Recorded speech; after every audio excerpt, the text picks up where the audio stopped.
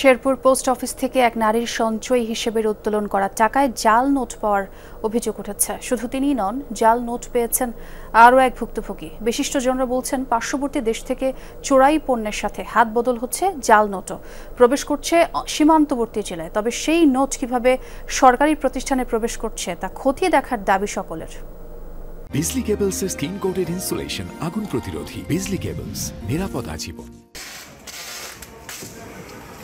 শেরপুর থানা চত্বর থেকে শুরু করে বিভিন্ন সরকারি দপ্তরের দ্বারে দ্বারে সমাধানের আশায় ঘুরছেন 50ঊর্ধ্ব শাহিনা বেগম। কখনো অন্যের বাড়িতে কাজ, কখনো আবার ভিক্ষাবৃত্তি করে সঞ্চয় করেছিলেন পোস্ট অফিসে। মেয়াদ পূর্তি হওয়ায় সঞ্চয়পত্রের 2,69,000 টাকা উত্তোলন করেন তিনি। 5 দিন পর শহরের একটি ব্যাংকে জমা দিতে গেলে জানতে পারেন এর 53,000 টাকাই জাল।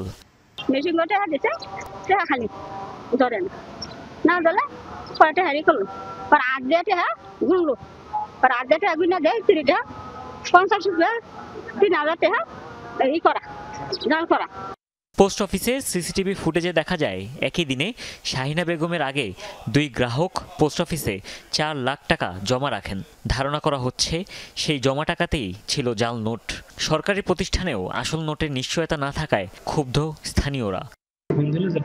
আসেন, আমি টাকা জাল আছে নিচে আসছি। আসার পরে ওই যে কাউন্টারে যে লোক ছিল, যে রিসেপশন ছিল ক্যাশিয়ার, উনি স্যারের মানে ম্যানেজার স্যারের কাছে নিয়ে গেল যে ওখানে নিয়ে যাবো 25টা নোট শোনালে 25টা নোট জাল।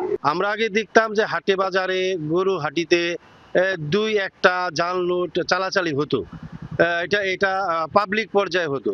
কিন্তু এখন যদি সরকারি প্রতিষ্ঠান থেকেই মানুষ জাল টাকা লেনদেন করে, তাহলে দেশের মানুষ যাবে কোথায়? যদিও অভিযুক্ত পোস্টাল অপারেটরের দাবি, টাকা দেখেই শাহিনা বেগমকে দিয়েছিলেন তিনি। সঞ্চয় নেয়ার 5 দিন পর এমন অভিযোগ ভিত্তিহীন।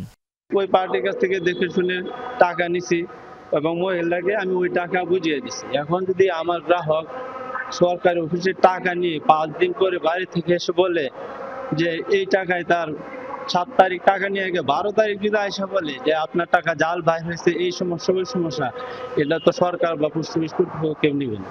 বিশিষ্টজনরা বলছেন, পার্শ্ববর্তী দেশ থেকে চোরাই পণ্যের সাথে অবাধে প্রবেশ করছে জাল টাকা। সেই টাকা সরকারি প্রতিষ্ঠানে প্রবেশের সাথে পোস্ট অফিসের অসাধু কর্মকর্তা জড়িত কিনা তা খতিয়ে দেখতে 3 সদস্যের কমিটি করা হয়েছে বলে জানালেন পোস্টমাস্টার।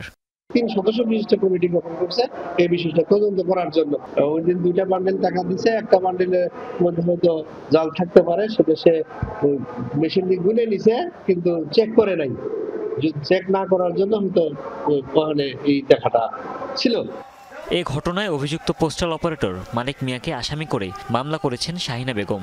মামলা রেকর্ড করা হয়েছে, আইনগত ব্যবস্থা নেওয়া হয়েছে, তদন্ত করব, আইনগত ব্যবস্থা নেওয়া হবে। 53টি 1000 টাকার নোট ছাড়াও শেরপুর পোস্ট অফিসে সম্প্রতি আরও 25,000 টাকার জাল নোট ধরা পড়েছে। হুমায়ুন রশিদ, যমুনা নিউজ।